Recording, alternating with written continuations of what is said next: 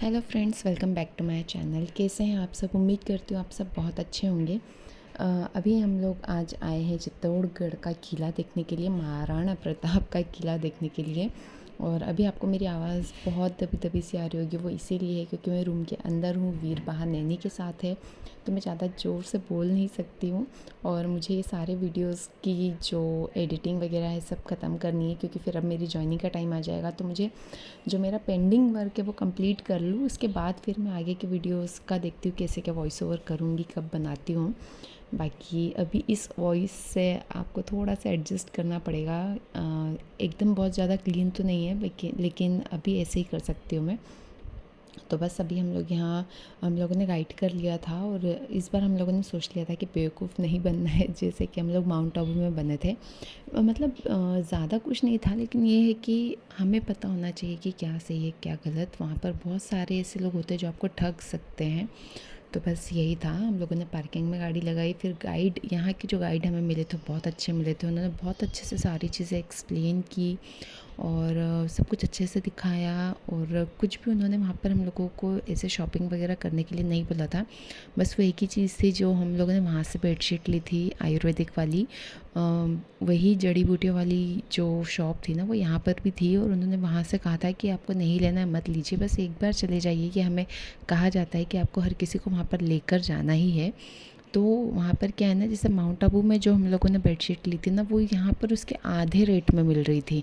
और इन्होंने भी सेम वही बात बोली थी कि आप इंदौर में जाके इसे एक्सचेंज करवा सकते हो 45 डेज़ में। इसीलिए हम लोगों ने वो बेडशीट फिर से ले ली यहाँ पर, क्योंकि हम लोगों को ऐसा लगा कि आधे रेट में मिल रही है। उन्होंने कहा कि माउंट आबू में टैक्स ज़्यादा लगता है, चीज़ दोनों सेम ही है, लेकिन बस टैक्स की वजह से वहाँ का रेट ज़्यादा है, और भी कुछ उसमें ऐड होता है जिसकी वजह से वहाँ का रेट बिल्कुल डबल था। तो बस आधे रेट में मिल रहा था, इसलिए हम लोगों ने फिर से ले ली यहाँ से एक बेडशीट।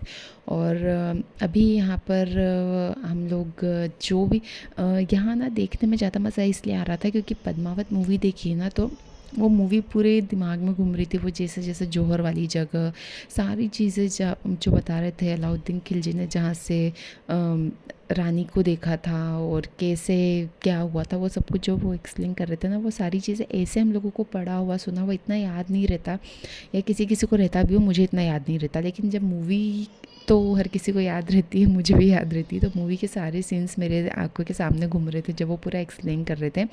तो ओवरऑल मुझे यहाँ घूमने में बहुत मज़ा आया, और बहुत अच्छी जगह भी थी।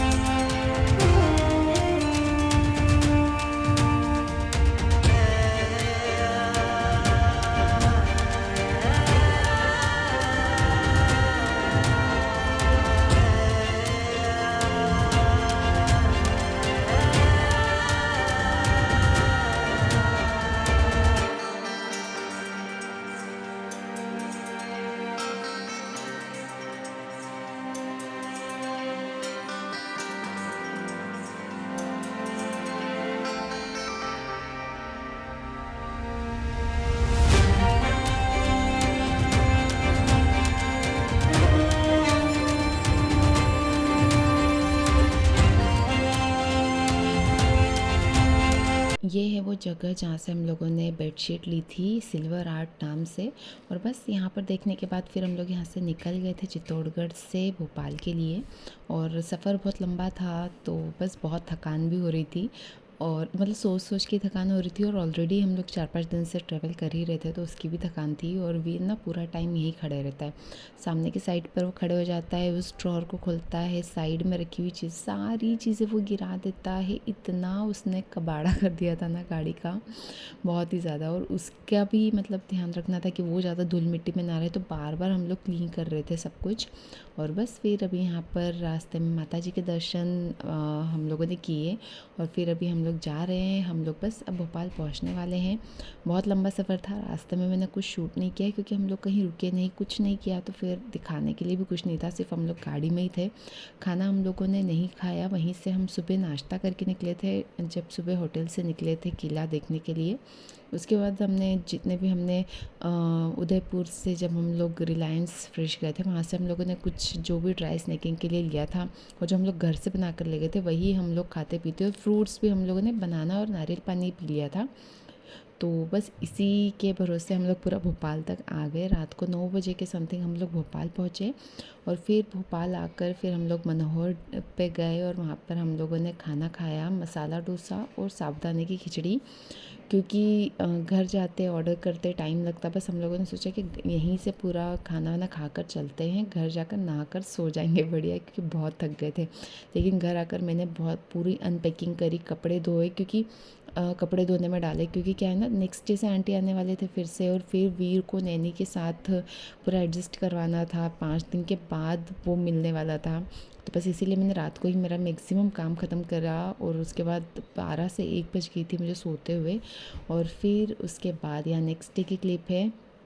आंटी जब तक काम कर रहे थे वीर को मैं संभाल रही थी, और वीर पूरा इतना अच्छे से खेलता है ना मतलब सारी चीज़ें बस नीचे गिरा देगा, उसके बाद उसे उन खिलौने से कोई लेना देना नहीं, उसका बस एक ही काम है, बकेट में रखे हुए सारे खिलौने नीचे फेंक दो। मैंने क्या है ना, उसके सारे खिलौने बकेट में रखे हुए हैं। एक्चुअली क्या है, जब से नैनी आई है आंटी तब से मैंने कुछ शूट ही नहीं किया, फ़ोन नहीं था, अब शूट कर रही हूँ तो अजीब से ही लग रहा था शूट करना, तो अभी मैंने ज़्यादा कुछ नहीं शूट किया।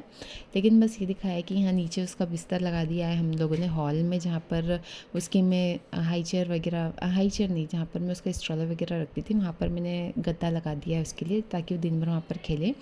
और शाम को हम लोग जा रहे हैं अभिव्यक्ति, अचानक से प्लान बना।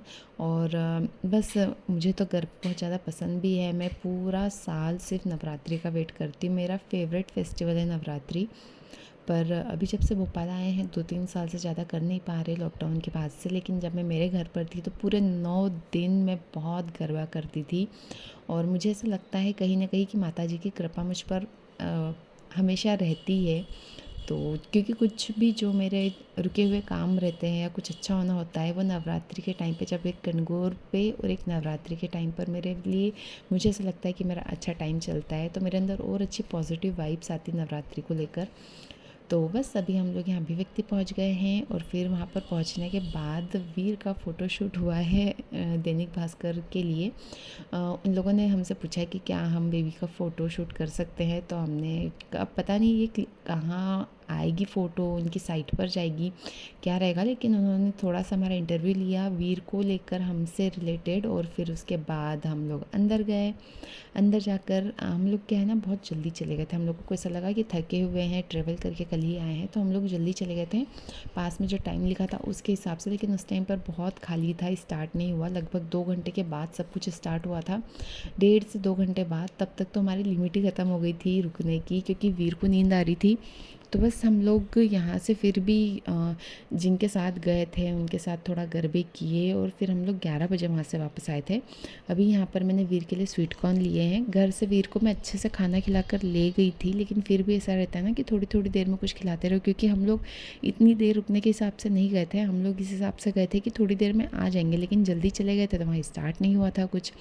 और मेरे पास थी बहुत सारी चीज़ें वीर को खिलाने के लिए, लेकिन स्वीट कॉर्न वीर को बहुत पसंद है, इसलिए फिर मैंने सिर्फ सॉल्टेड स्वीट कॉर्न ले लिए थे।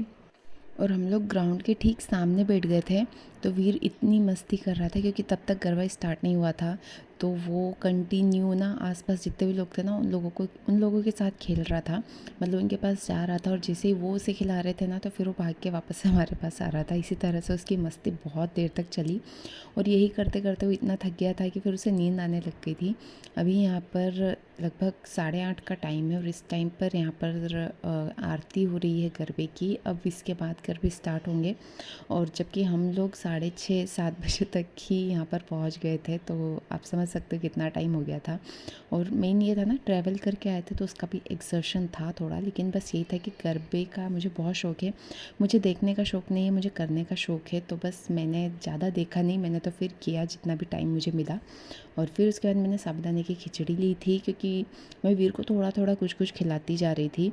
तो ये तो मैंने उससे ज़्यादा नहीं खिलाया। स्वीट कॉर्न मुझे ज़्यादा हेल्दी लगा, बाकी इसमें मुझे थोड़ा सा डाउट था, इसलिए फिर मैंने स्वीट कॉर्न तो वीर को पूरा खिला दिया था। और फिर बस अभी यहाँ पर हम लोग गरबे कर रहे हैं। हम लोगों ने भीड़ में अंदर गरबे किए, लेकिन मैं वीर को बाहर लाकर गरबे करवा रही थी, क्योंकि बाहर क्या है ना, थोड़ा सा खाली खाली स्पेस था, जिससे उसको भी मज़ा आ रहा था। उसको नीचे छोड़ रहे थे ना, ओपन स्पेस में उसे घूमना बहुत अच्छा लग रहा था। मतलब वो सबके पास किसी को भी जाकर पकड़ रहा था, खूब खेल रहा था, वो अच्छा लग रहा था उसे देखकर। और फिर मैंने भी यहाँ गरबे किए, और बस आज का दिन बहुत अच्छा रहा। आप लोगों को ये वीडियो कैसा लगा मुझे ज़रूर बताना।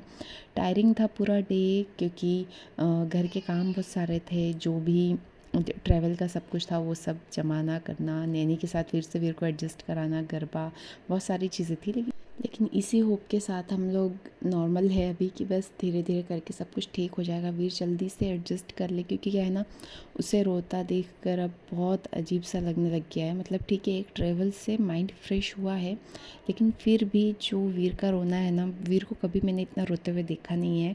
बहुत सारे बच्चे ऐसे रहते हैं जो बहुत रोते हैं, कुछ बच्चे होते हैं जो बिल्कुल नहीं रोते। वीर उनमें से था जो कभी नहीं रोता था, एकदम साइलेंट बेबी था, बहुत अच्छा। लेकिन ठीक है, अभी सिचुएशंस कुछ ऐसी आ गई है उसके साथ कि बहुत ज़्यादा चिड़चिड़ा सा हो गया है फ़िलहाल में। बट मैं कोशिश करूँगी कि वापस उसे पहले जैसा कर दूँ। एकदम पहले जैसा तो नहीं हो पाएगा, लेकिन फिर भी ये है कि उसका पूरा ध्यान रखने की कोशिश कर रही हूँ मैं। और आंटी को भी सब बताती हूँ कि वीर का किस तरह से रूटीन है, क्या वो खाता है, कैसे क्या करना है उसके साथ। बस होप करते हैं कि सब कुछ अच्छे से हो जाएगा। और मिलते हैं फिर एक नए वीडियो में। अगर ये वीडियो अच्छा लगा हो तो प्लीज़ चैनल को सब्सक्राइब ज़रूर करना। Take care, bye bye.